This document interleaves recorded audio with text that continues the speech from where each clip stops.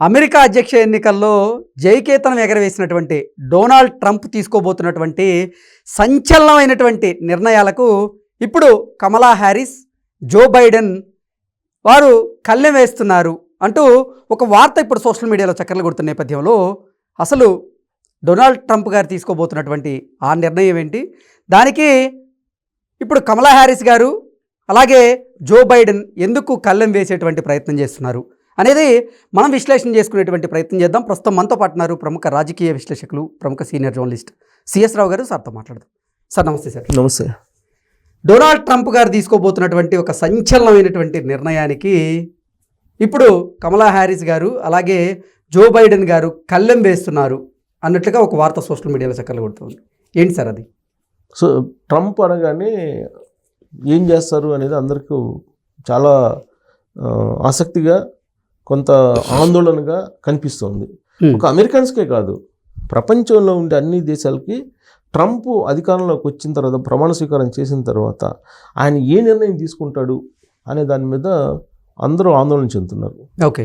ఎన్నికల ప్రచారంలో ఆయన చాలా సీరియస్ చెప్పారు. తొలి సంతకం ఇల్లీగల్ ఇమ్మిగ్రెంట్స్ని తరిమి కొట్టేటువంటి దాని మీద నేను పెడతానని చెప్పారు. ఇప్పుడు అదే ప్రపంచ దేశాల్లో ఉండేటువంటి అందరికీ ఆందోళన కలిగించేటువంటి ఒక పెద్ద అంశం. అవును, ఖచ్చితంగా ట్రంప్ గెలవడానికి కారణం అదొక్కటే. కాబట్టి అది ఇంప్లిమెంట్ చేసి తీరతాడు. దానికి సంబంధించినంత మొత్తం బ్యాక్గ్రౌండ్ తయారు చేసుకుంటున్నాడు. జనవరి 20వ తారీఖున ప్రమాణ స్వీకారం చేసిన మరుక్షణమే ఇల్లీగల్ ఇమ్మిగ్రెంట్స్ని అక్కడి నుంచి పంపివేసేటువంటిది యుద్ధ ప్రాతిపదికన జరిగి తీరుతుంది. దాని మేరకు ఎగ్జిక్యూటివ్ ఆర్డర్స్ కూడా తీసుకురావడానికి ఫైల్ రెడీ అవుతుంది. దానికి సంబంధించినటువంటి మొత్తం గ్రౌండ్ని ప్రిపేర్ చేస్తున్నారు ట్రంప్. ఇలాంటి పరిస్థితుల్లో ఇప్పుడున్నటువంటి ప్రభుత్వానికి తెలుస్తుంది కదా, ఇప్పుడు రిపబ్లికన్స్ యొక్క పాలసీ వేరు, డెమోక్రటిక్ పాలసీ వేరు. డెమోక్రాటిక్ సంబంధించినటువంటి పాలసీ కొంచెం విదేశస్తులకి, విదేశీ వలసదారులకి కొంత అనుకూలంగా ఉంటుంది. అదే రిపబ్లికన్స్కి వచ్చేటప్పటికి విదేశాల నుంచి వలస వచ్చినటువంటి వాళ్ళకి ప్రతిబంధకమైనటువంటి పాలసీలు ఉంటాయి.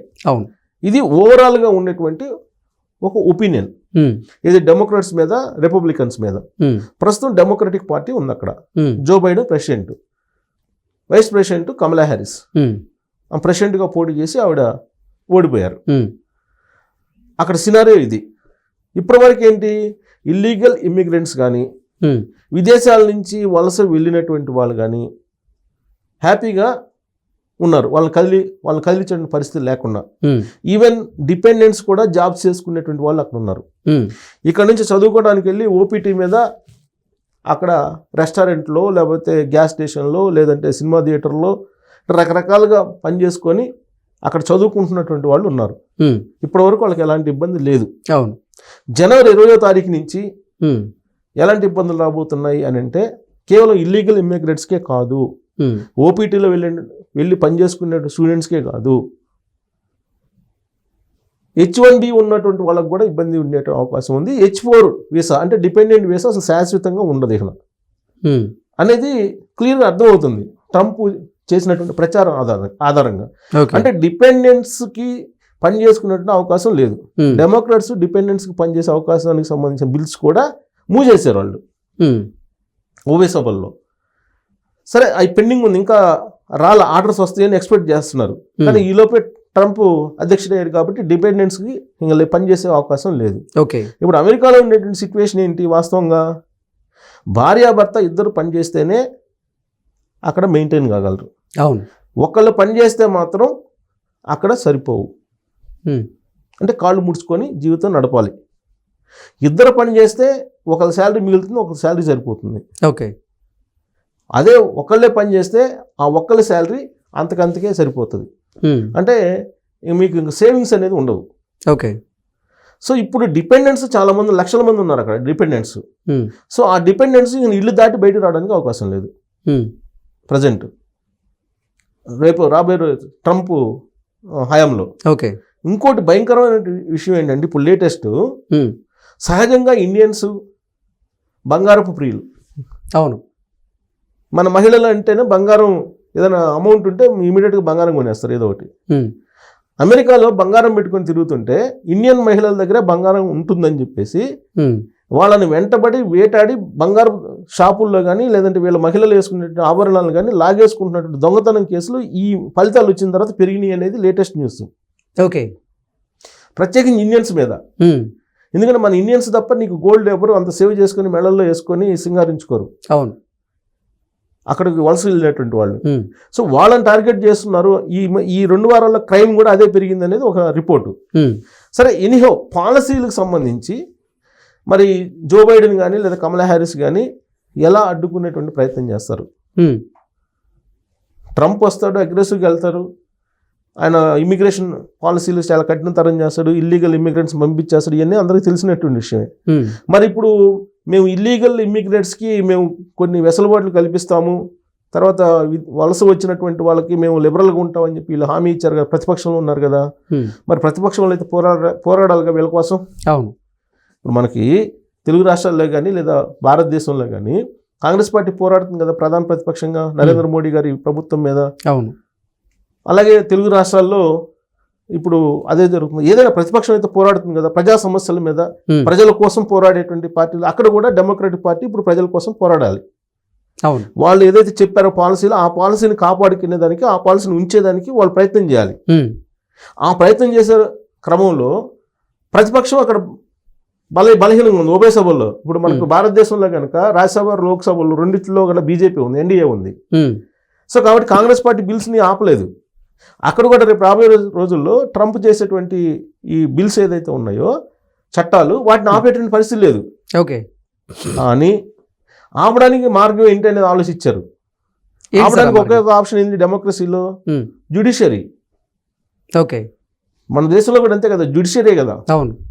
సో జ్యుడిషియరీ కోసం జ్యుడిషియరీని పకడ్బందీగా చేసుకొని ఈ ట్రంప్ దూకుడిని ఆపాలి, డెమోక్రటిక్ దూకుడికి కళ్ళి వేయాలి అనేటువంటి ఆలోచనతో ఏం చేస్తున్నారంటే, ఇప్పుడు సహజంగా మన దేశంలో కూడా అవునన్నా కాదన్నా జ్యుడిషియరీ ఎలా ఉందో మనకు తెలుసు.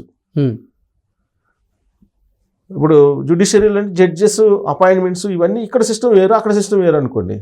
అక్కడ గవర్నమెంట్ అపాయింట్ చేస్తుంది.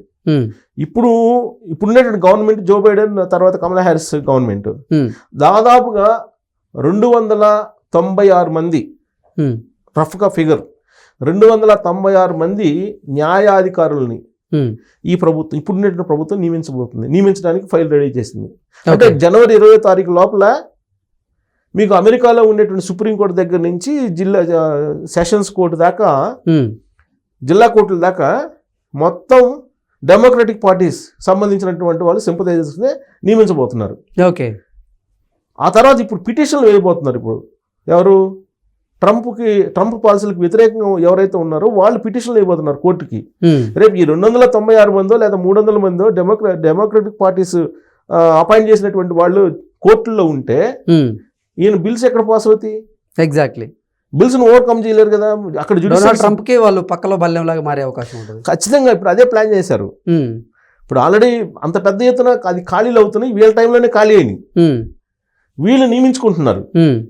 సో వీళ్ళు మొత్తం అమెరికా మొత్తం వీళ్ళకి సంబంధించిన సింపథైజర్స్ జ్యుడిషియరీలో ఉన్నప్పుడు, న్యాయాధికారులుగానో లేదంటే ఇంకొక హోదాలో ఉన్నప్పుడు నీకు ప్రభుత్వంలో ఉన్నటువంటి వాళ్ళు ఏం చేస్తారు?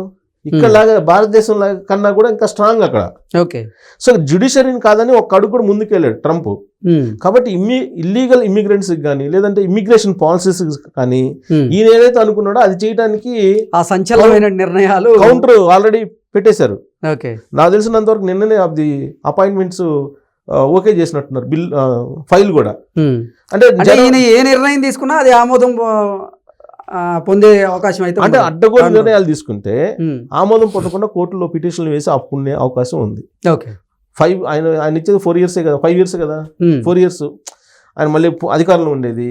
ఈ 4 years లోపల ఈయన ఏదో అగ్రెసివ్ నిర్ణయం తీసుకుంటాడు, దాని మీద కోర్టుకి వేశారు అనుకోండి, అది అండర్ కోర్టులో స్టే ఇస్తారు. స్టే మీద ఉన్నప్పుడు ఆయన ఇంప్లిమెంట్ చేయలేరుగా. ఎగ్జాక్ట్లీ. సో కాబట్టి వీళ్ళు ఎంచుకున్నది ఏంటంటే వీళ్ళకి అవకాశం ఉంది కాబట్టి జనవరి 20 లోపల ఇంకా 2 నెలలు ఉంది. ఈ 2 నెలల్లో మొత్తం కోర్టులు అన్నింటిలో డెమోక్రటిక్ పార్టీ అంటే జో బైడెన్ అలాగే కమలా హ్యారిస్కి అనుకూలంగా ఉన్నటువంటి ఈ జ్యుడిషియరీ నియామకాలని పెద్ద ఎత్తున చేపట్టబోతున్నారు. ఓకే, కాబట్టి ట్రంప్ అనుకున్నవి అంత ఈజీగా జరిగేటువంటి అవకాశం లేకుండా వీళ్ళు ముందస్తుగా ముందర కాళ్ళకి బంధం వేస్తున్నారు.